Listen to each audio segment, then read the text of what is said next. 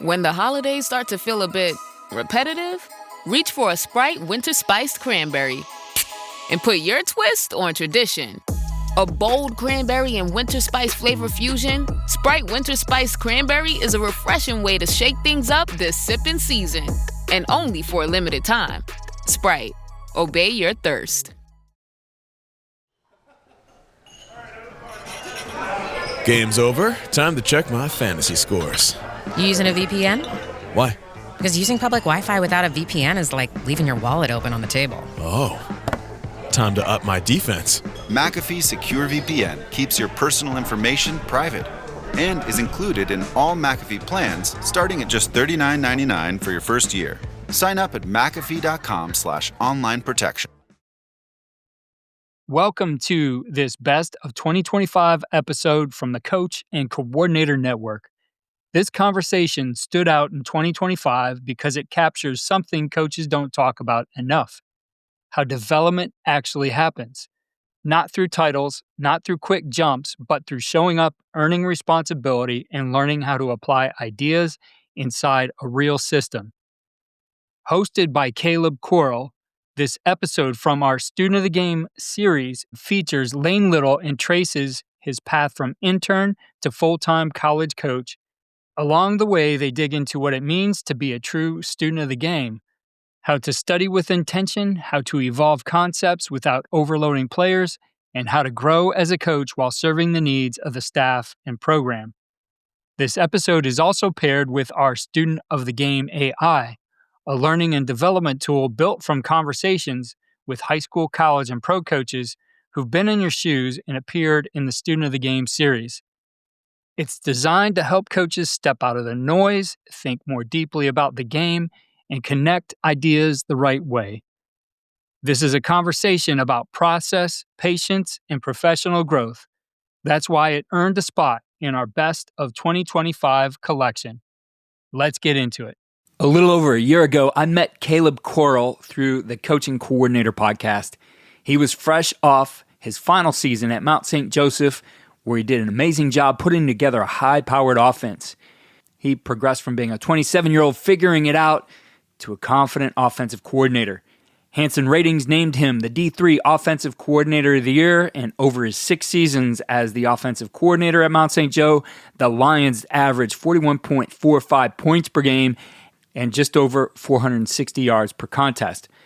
The offense shattered the record books at the Mount while he was in charge, and that led to his opportunity at FCS St. Thomas in Minnesota. What I enjoyed most about Caleb was his approach to learning the game.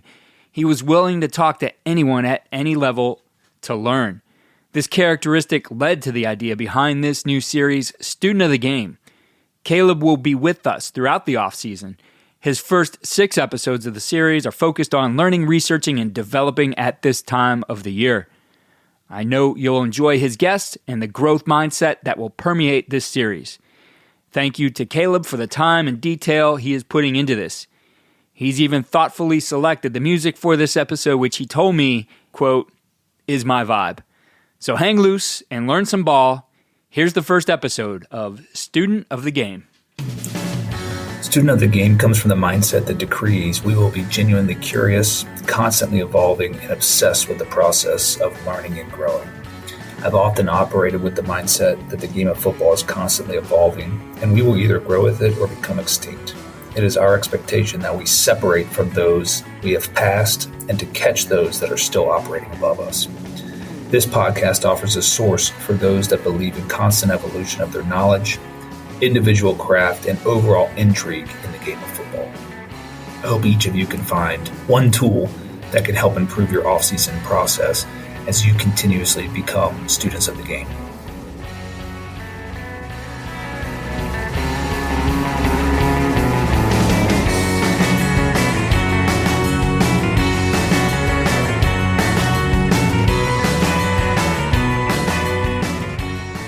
We have that saying where you're constantly trying to evolve and you're constantly trying to stay above guys without being caught, right? And I think even if it's just made up in your head, like you're trying to stay ahead of people. It's kind of extreme, but we say all the time, text each other, evolve or die. We're trying to evolve. Coaches, welcome into the first episode of the Student of the Game podcast brought to you by the Coach and Coordinator series here. I want to give a thanks to Keith Grabowski for the opportunity to host this. On the first episode here, we have a special guest. It is the guy that sat next to me for about 5 years at the desk directly next to me at Mount St. Joseph University. He's the wide receivers coach and recruiting coordinator at the Mount St. Joseph University. Lane Little, thanks for joining the show. Yeah, appreciate it. It's an honor. Thank you for having me. Absolutely. So obviously we go way back, and I think that the essence of what we're trying to get done on this podcast is not only the ways that coaches can evolve their game and continuously learn, but how they go about that in the implementation they have from taking ideas that they see in a variety of areas and applying it. And I think that what we did at the Mount and what you guys are going to continue to do this year is a great example of that. So as we kind of jump in, I think your story is really cool. I got to witness it firsthand. But I want you to outline for the listeners just your kind of journey as you went along, starting with us at the Mount and working your way to a full-time position where you're at now. Yeah, so 2019, I was looking for a capstone internship in my senior year of college. I went to University of Cincinnati and ended up joining the staff in 2019 as an intern. I think it was recruiting and operations or something like that is when it first started. One of the key things early on that I heard and that you told me right away is like, as much as you want to be involved, right? And I kind of just took that and, took that as I would. And I was with the offensive side from early get-go and just kind of just did as much as I could. So I took that and I was like, all right, if that's the case, I'll be at every meeting that I can be, every practice, every walkthrough. That was still when we practiced at night. So we had those late film sessions as a staff. And I remember one of our O-line coaches at the time was like, what are you doing here? So I was like, I'm just trying to be a fly on the wall and gain as much information as I can. And the role kind of expanded throughout that season where it kind of served as like a GA type thing for the most part, where I helped you a lot with the quarterback stuff and Coach Coop with the receivers and during practice and drill setup and takedown and things like that. And then that kind of expanded to running the scout team defense. And I think that was key early on of just being involved from the other perspective of it, being with the defense and communicating with college guys for the first time. And so that's kind of how my role expanded throughout that season. And then once that was over, I graduated in 2019. So I still had a semester on a lease still. And you were like, what's your plan going forward? And it's like, I don't really have one right now. So you guys are trying to get me some different GA stuff. And so I applied for a couple things, nothing really stuck. And you're like, why don't you just ask Hop what's going on over here? We have an open stipend, see what's happening. You can just kind of help out in the spring. So I did that and they hired me on in January 2020. And that was cool for a couple months. And then everything shut down pretty soon after that. So then we kind of just jumped right into like that fall. We were just getting into pods and things of that nature. We can only have 10 to 15 guys coaching. So I was the tight ends coach officially like during that fall 2020. So just jump right into that. And I think that was instrumental in my growth of learning our system, but also gaining my coaching voice during that time of coaching 10 to 15 guys and coaching tight ends. But we were also just coaching ball. Like we were coaching receivers, running backs, quarterbacks. Like we were just doing it. So that was key, I think, in my growth as a coach as well. And then the recruiting aspect, just jumping right into recruiting as soon as I got hired on staff and getting a couple recruits right away, just kind of solidify that I could do it. And I remember you telling me early on, like, if you want to be a part of this whole coaching in college, like you got to be able to recruit. So I just took that and ran with it. And that fall season was finishing up my master's and was still a tight ends coach. Situations that arose where like receiver opportunity opened up, didn't really jump right into that because I was finishing up my master's, but things shook out a way where I could add some value to the receiver room and coach receivers and tight ends a little bit. After that season, 22 was running backs and operations and jumped at the opportunity to be the running backs coach as quickly as I could. It was key in my growth to be involved in the run game, but as well as the pass game as well, being able to sit beside you for as long as I have. So I felt good about the pass game, and then just being able to be a part of the run game was key in my growth for sure. But what's also nice that year is that we had a new special teams idea where we were going to have coaches be involved with different aspects of special teams. And Hop's idea was I was going to be a part of the punt return unit and install and game plan for the punt return team. So branching out into that, scouting and install. And that was my first year really doing that. So just jumping into any sort of special team stuff that I could to gain ground and gain knowledge on something else outside of just offensive football was key. And then this past season, a couple different opportunities arose, but I knew what we had coming back and what we were trying to chase and what we we're striving for. And he offered me to be the co-special teams coordinator this past season. And that was something I jumped right into just because I felt good about where I was knowledge-wise within our offensive system and felt like I could wear those two hats and be involved in both things. And I think that's been something that I took away from this whole process. And whenever something is presented to you, just jump right into it as much as you could. And that led to staff stuff shaking out after the season and then jumping right into this past spring with recruiting coordinator and receiver. So it's been a great journey so far. Obviously, it's still early on. Got a lot of stuff to happen, a lot of things to keep going with, and we'll see how it kind of shakes out going forward. And obviously getting to be there firsthand and watching your development. We're going to cover the ways that you did develop through it, which is why I've got you on here, because I've been so impressed with that. I know you won't admit this, but my favorite story about you is we basically had to coax you into being a college coach, and every offseason that you would elevate yourself with your performance and application and knowledge of the game and the way you could just handle all these different situations. It was always the kind of the inside joke of like, hey, you didn't even want to do this at first. Now this is what you do for a living. So I just think that's super cool. I knew it was bittersweet to not be able to coach together this year, but I did know that it was going to allow you to elevate to where you deserve to be. And so just seeing that firsthand, and I think it's a cool story for guys that are either half in, they're not sure that, or they want to be in it. And you started as a college student, you know what I mean? Like you worked 700 hours, something ridiculous, for free. And I know I tried to paint the picture as you were coming up, and you didn't know at the time that this is what you were going to do, but the testament to you is whatever duty that you've been involved with, you've not only done that task, but you've been able to apply yourself in other areas. And I just remember always trying to give the guidance. I started as a coach that made $0. So just seeing that, obviously you're your own dude and you have you're going to make your own way in this, but I just saw a lot of myself and how willing you were to invest yourself into it, but then the competitive spirit that you and I feed off each other with. So obviously, you know how impressed I am by that, but I want other people to be able to hear that. So something I think is unique is, okay, as you're going through this, it was very clear early on, you played quarterback in high school, you had a great football mind. How were you able to combine your thirst for knowledge, which really applied itself in that quarterback, receiver, pass game realm, but also being able to apply it to different job duties that you had in that running back realm, the tight end realm, because you already mentioned it, and I think the way we allowed people to coach multiple positions played into it. But how did you tie those two things together where maybe you didn't start in the position group that hey, I want to be this position coach, but you continued to learn and gain and grow from that? So can you just talk a little bit about that? Yeah, for sure. I think it's a constant balance, right, of expanding your knowledge in the room that you're in, but also trying to expand once you feel confident and you but get close to mastering in that room to expanding outside of that realm. And I think kind of like you were saying, you can always be thinking you should be somewhere else than where you are. And I think I'm a firm believer in you got to be where your feet are at the moment you're at. Right. And I think a lot of times people can get into the mindset of trying to chase different titles, chase different things. But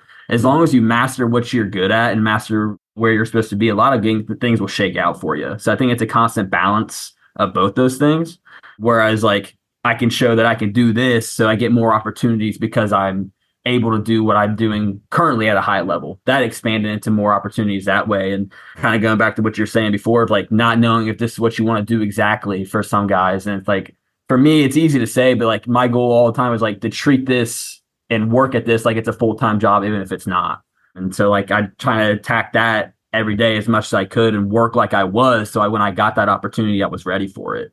Yeah, I can back that up. I love how Coach Hop, and you would attest to this, Coach Hop would always say, if you prove yourself at a lower level or, less responsibility, that's what's going to elevate you when something does open. And I always really appreciated that insight because, like you said, there's people that want something and say, hey, I can do that, but they're not doing the job that they currently have at a high level. And Coach Hop would always say, why would I trust you with more if you're doing less at the opportunity you already have? And I thought that just the way that you navigated that, again, it reminded me, I think that what you have is you have a foresight to where, and we're going to kind of dive into the mechanisms you use, but you are always studying something. And I think the longer you were around and the more you saw okay, this is what Coach Corrill might be interested in, I'm going to say that. But you always had some avenue of study that you were doing on your own, which I think is the essence of this entire podcast of continuously being a student of the game. So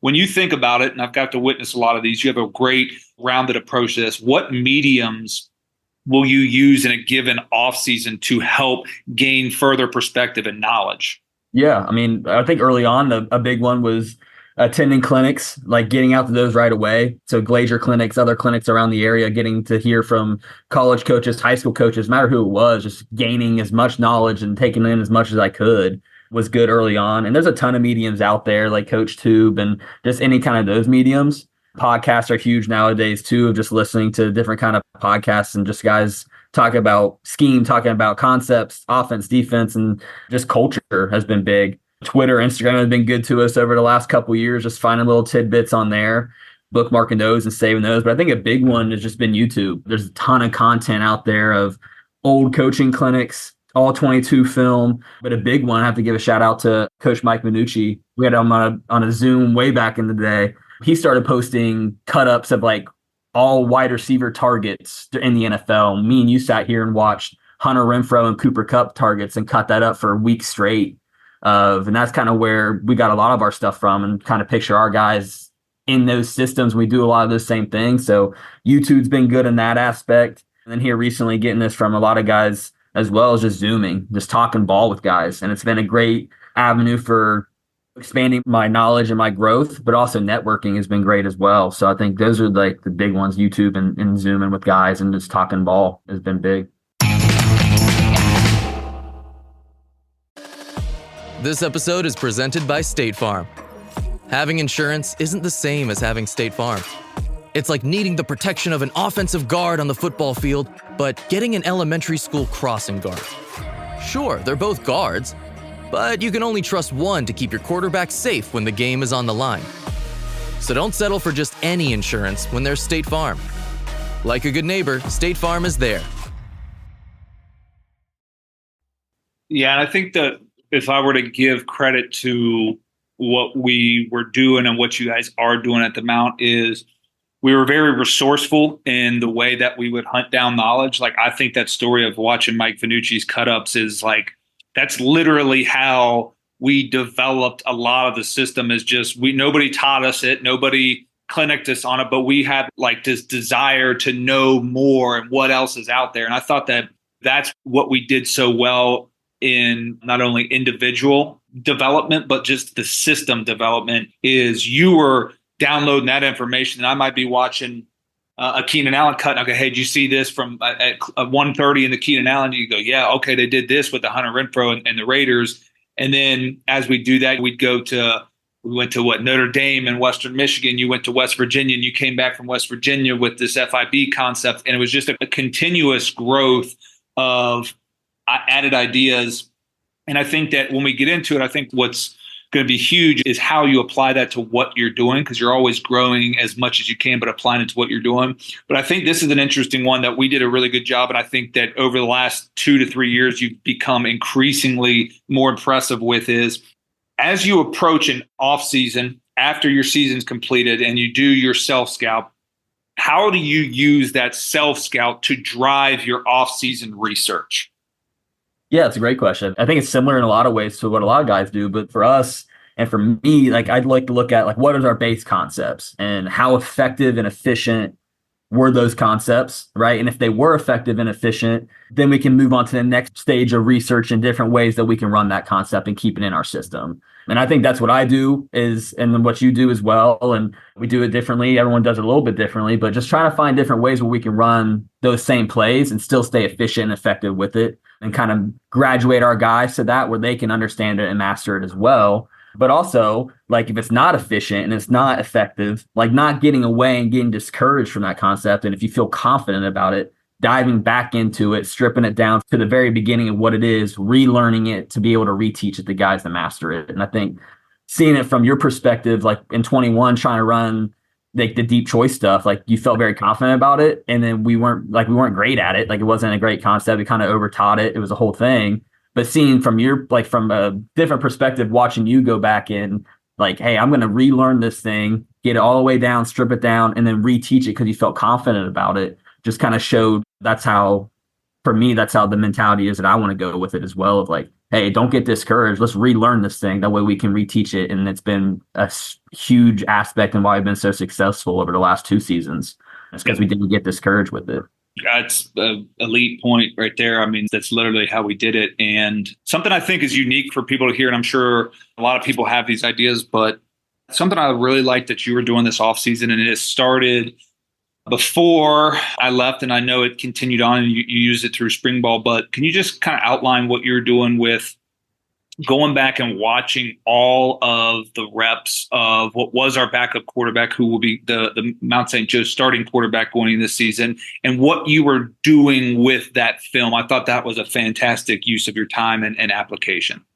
Yeah, I mean, we were fortunate enough where he got a lot of reps, right? He got over 150 snaps last year, and just wanted to go back, and when he's in the game, we're running a lot of our base stuff. We're not changing anything. We're not just running the football, but just kind of seeing what he was good at and seeing what he was efficient at, and just kind of get a good vibe on what he was comfortable with, and knowing that it's going to change a little bit based off having a 4-year starter type guy, and just wanted to be prepared and see what he was comfortable with. And that's led to different avenues of different ways we're going to teach some RPO concept stuff this year, and then some of our progression stuff as well. So a lot of this offseason has been tailored around losing the quarterback and then having some other guys where we're going to have to be able to teach things differently and see what they're comfortable with too. So that was the whole mindset about that, as well as just kind of relearning it and kind of reteaching it myself. Yeah, I think that was I saw you starting your work on that, and then to seeing the progressions you guys are making, and obviously it might be a tick below what it was when we were working together, but I think like the way that multiple guys on our staff were included in this, but the way that you and I will continuously kick ideas back and forth to each other. I know I had a couple game planning situations at the new place, and I'd say, hey, what do you see in this? What are you looking at this? And I think that was another little way that we still do it in different situations now, where it's a continuous dialogue where it never shuts down, it never stops. And that's why I think that what we've done, what you guys are doing, and what we'll continue to do in the future is there's a constant evolution occurring. But as you said, it's formed around base concepts that we truly believe in, that we have work in. And I think I give you credit too I remember doing our postseason breakdown this past season and looking at choice, and it was the deep choice stuff was the best it had been for us. We were really good at it. And I just remember looking at you after you watched the cuts, and I said, is there more squeeze in it? And you said, there's more squeeze in it, right? And that kind of leads me into something that I think I witnessed firsthand, and I don't think I realized how elite it was until I stepped out of it. But that idea of how you're tailoring this work you're doing, you're studying, you're watching yourself, you're watching other people, but then you implemented specific drills to really hammer down the point. And I know that sounds basic, but I've never seen other people do these drills the way that we do them when it comes to the option and the goof and the choice. So just kind of that idea of how you really landed on that and how you created that into your own thing, to where it takes an idea and part of the implementation and application of what's happened on Saturday. Yeah, for sure. And a big part of it is, like you said, tailoring those new ideas based off of troubling looks that we get is a big one, and how teams mash out some of our base concepts, and how can we engage the players as well as the quarterback and give them these looks in practice that mimic what it's going to look like in a game, rather than just doing routes on air with those same concepts, right? And that's kind of where my mind went throughout this whole process with these different drills. I was watching spring ball stuff, but I was watching Clemson's quarterback coach talk at a Glazier clinic, and he was showing like his front side of a smash progression that they were doing with just a corner, right? And then that's kind of what sparked my mind with this option drill, this goof drill, and this choice drill stuff that we've kind of implemented this spring and then over the years as well. Is like, how can we make this for the quarterback? We always do drills where they have to process. Like, let's do more of these drills where we can process and show them these looks of different looks and what gives us trouble, but also that way they can, progress through the whole thing. So the choice one was big for us. And, we used to do the choice with the corner and just the corner and the right receiver shutting it down or taking it over the top. And this spring kind of implemented adding 3 coaches out there of boundary safety, field safety, as well as an alley player of, hey, the biggest thing was when I said we need more juice to squeeze out of this concept was, I just felt like when we're losing the quarterback, we need to be able to progress through the choice stuff better, and we got to be able to get to the check down stuff because the guy we had before was a pretty talented athlete and could run the ball pretty well and get us out of some stuff. So getting the ball in other guys' hands. So just trying to get them different looks of, hey, if the boundary safety gets over top of that one choice, you got to get back quick to that field side and be able to work it. And if they match it all out, know where your check down is and be able to work that. So that was kind of the big aspect in wanting to change for the choice stuff was just trying to get through the progression quicker, but also making the quarterback process is what was big. And that was what the option drill was, and it's evolved to adding. We used to just do receiver, no defensive guy, just receiver quarterback, just working option stuff. And that evolved to getting a coach there and then seeing what Coach Thompson was doing to us in practice. And he was the most annoying guy to run option against. And what kind of things was his linebackers doing? And then do those to the guys in the option drill. That way they can be ready when those looks come in practice and in games. And then that evolved to adding a Mike backer. That way the quarterback's having to process and read the whole thing out rather than going just through the process of not great footwork, not great timing, and like having to read the whole process out. So putting the receiver to the stick window side, having the guy run the option and have it be a full progression for the guys to make it easier for them. Yeah. And some of those additions you made this postseason, I go back and watch those cuts, and the subtle evolutions that continue to build out those drills are what I'm most impressed by. I love the mic ad and the stick option presentation. I think that's fantastic. I loved it last year when we would do option and we started to give them that low wall and different, techniques. But then you're still young enough. You're getting older now, but you're still young enough where you can guard them. It's like after we warmed them up, it's like, hey, I'm going to guard you. If you do that, I'm guarding you. And if I can guard you, well, certainly we're going to get matched out. So I thought that was great. And then I loved the deep choice drill, going back and watching it because I still watch our cuts pretty frequently. And I still see, we had an All-American quarterback, should have been if he wasn't, right? That the times that we didn't complete it to the field, in my head as a play caller, you're on the field and things going crazy. It's like I was guarded, and you look and it's like, no, he wasn't. We just didn't over there. So finding that application of the progression to me is an elite detail that will certainly serve you guys well. And I think that if you think about if we had that drill 3 years ago, the progressions we could have made on some of those concepts, I think it'll show this year for sure. And it'll show with a guy who does have experience, but he'll be in his first time role of being the guy.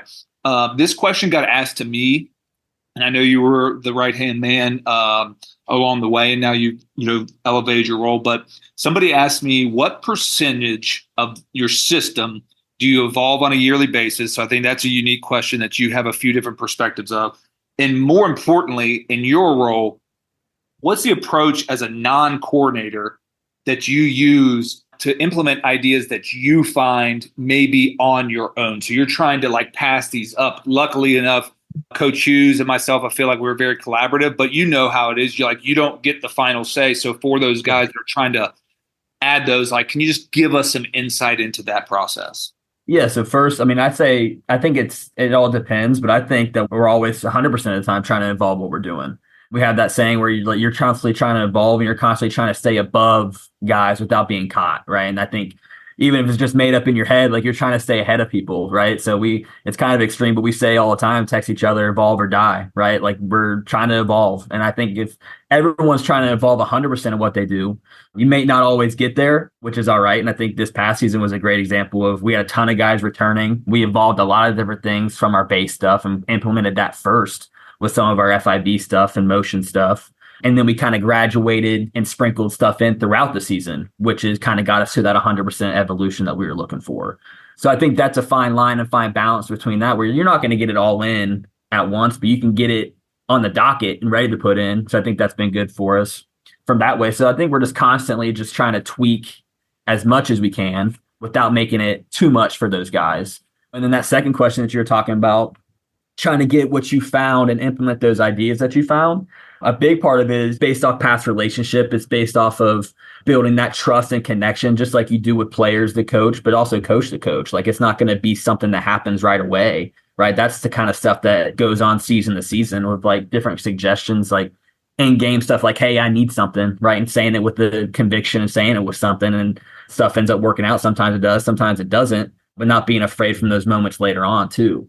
So for me, like, I think that's what's been key is like building that relationship through that time, having knowledge of the system. But I know for me, especially like now when I want to go to you or to Coach Hughes or anybody with something, knowing like how it affects the whole system rather than just this one-off specialty type play. Like that's going to be great. Like those are for red zone special team, like special stuff. But for me, like be prepared to systemize this new idea where, hey, how does this tie into our run game? How does this tie into our pass game? Right. Because I know the first thing that would come to you if it was a something about the new run game play. It's like, how can we tie this into the pass game? Right. How can we tie this into the run game? Like, so that's a big part of it as well. It's always like, does this fit into what we can do? And then can we expand off of that? So I think that's been big. This offseason, I've been looking at one of our base day one install plays and just trying to find different ways to run it. It felt like we can expand the ways we can run it. We've talked about that.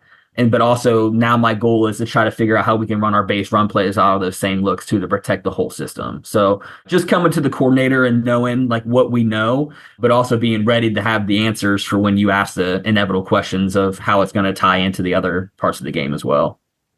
That's a fantastic answer because I think that's something. And obviously I've personally got a new role where the greater good of the overall system is always going to have more value than a singular play. And I think that's where, like you said, we have the relationship of being able to build off of base plays.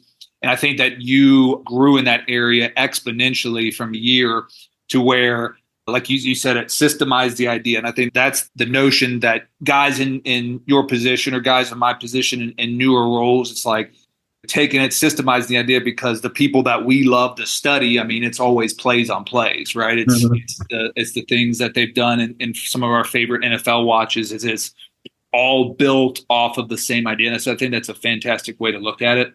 And speaking of that, we have some similar influences and people we like to watch, but also some different ones.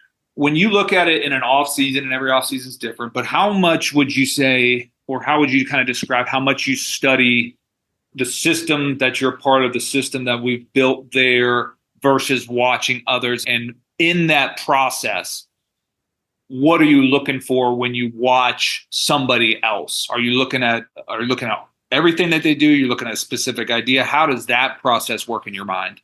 Yeah, that's a great question. I think that I could probably study what we do just a little bit more. I'd say it's probably 60-40 of watching others. Here recently, it's been watching the Rams and the Lions a lot this offseason, of watching their condensed stuff and watching things like that. And that ties directly into what we do. We do a lot of that condensed formation stuff. And how can that tie in? And how many different ways do they run things so we can tie it into what we do? And then watching this offseason has been big on watching some Washington and Texas stuff as well, just different shifts and motions and some of that pro style stuff as well. So I think it's a fine balance of watching our own stuff. I usually like to watch it early on in the off season and then later once we start getting closer to camp as well. So that's kind of the process that I go through in that is I usually try to watch just full team stuff, hear from other people who they're watching. And maybe we do take something, maybe we don't, but just go into it with an open mind and see if we can kind of implement it into what we do. Yeah, I think that something that we did really well was, and I think that to me is the essence of this, is obviously we study ourselves pretty thoroughly. I think we do a really good job especially like in training camp and spring ball when it's just cuts on cuts of these concepts of really dialing it into what we need it to become. But where I think that we have a really cool balance is, as I'm similar to you, is even if, like you said, you watch Washington, Texas, and are we going to implement all of what they do? No, but you're taking a stylistic, offensive approach that has some similarities to what we do, watching their full deal and understanding what they're trying to accomplish. And I think that goes back to systemizing your idea is there's always going to be anecdotal ideas that we see on Twitter. We see pop up, Dan Casey post one, pace and space, but whatever it is, right?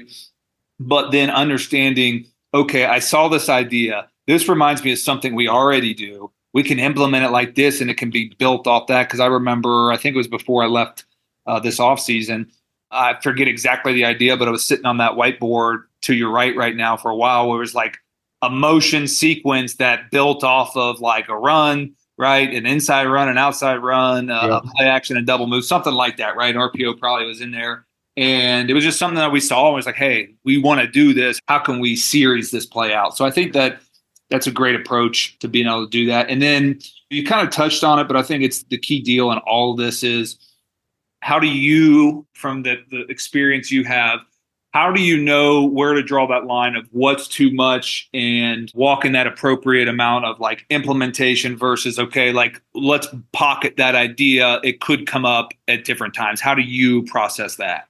Yeah, I mean, it kind of piggybacking off of what we've learned from you and what we learned from other people too, and how we've kind of expanded our system. But I talk about all the time with guys being masters of our system, right? And I think that's the fine line. If like once it starts becoming something that they're not completely mastered in, or if it's something that they're not bought in with, I think that's where the fine line comes into of, you know, what we can install, what we can add, because all these concepts and stuff are great, but if these guys aren't bought into it, and if these guys don't master it, know it from everybody, what everyone's supposed to be doing from all skill positions to even in the run game, what we're trying to get done, then it's not worth the squeeze, right? And maybe it gets put on the back burner for when we can graduate to that like we did this past year. So it's definitely a fine line of you want to get some of this stuff in, but it's also you want to make sure that these guys are fully engaged and fully bought into what we're doing, right? Because it's easy to get through, to outthink the room, and it's easy to be the guy with all the smart ideas, but if it's not everyone's bought in with it, then it's not going to be something where it's going to be effective. So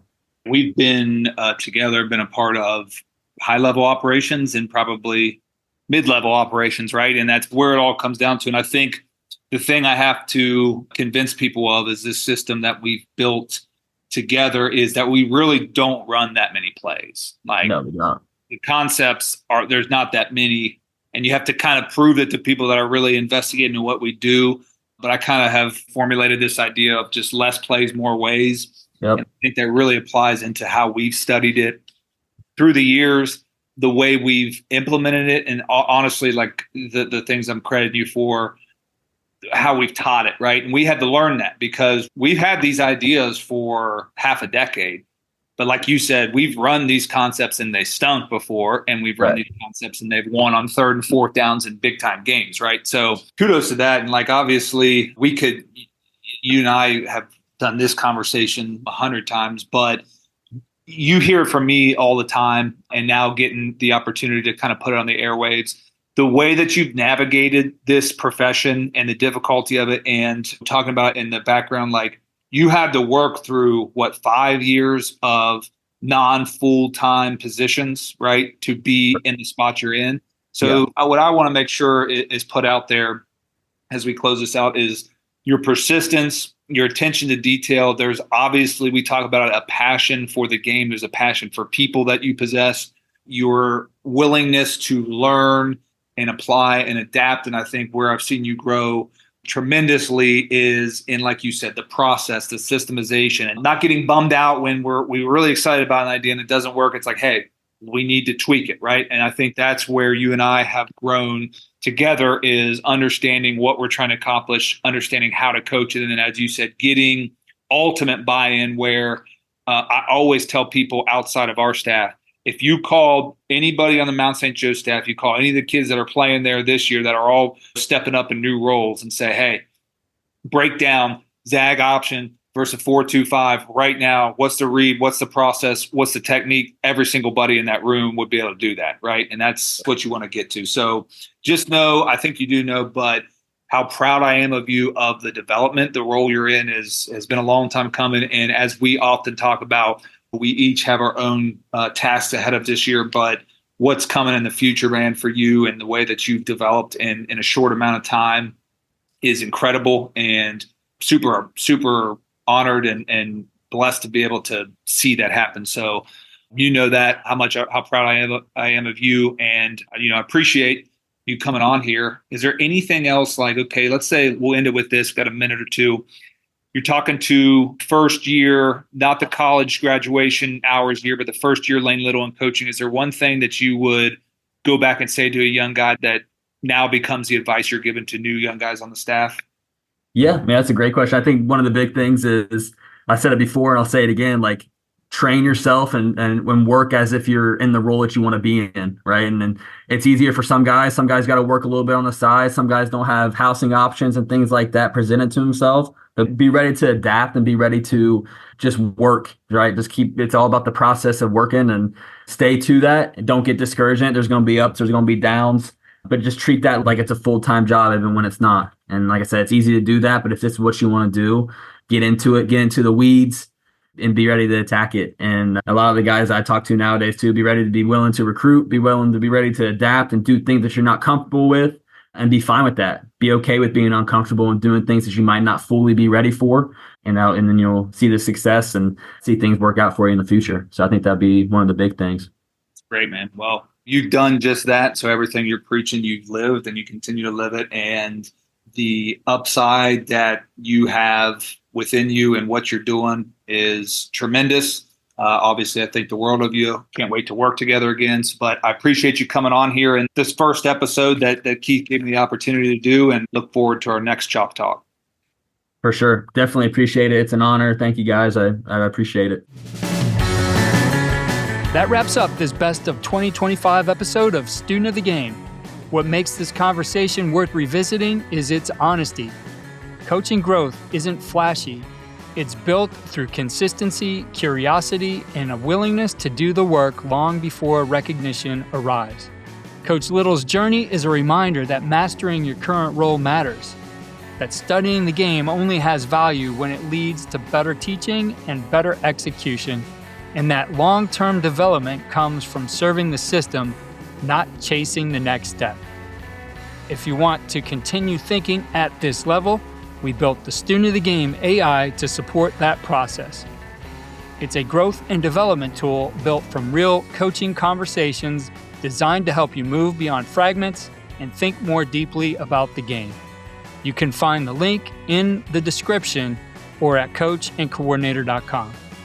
Thanks for listening, and thanks for being part of the Coach and Coordinator Network's Best of 2025.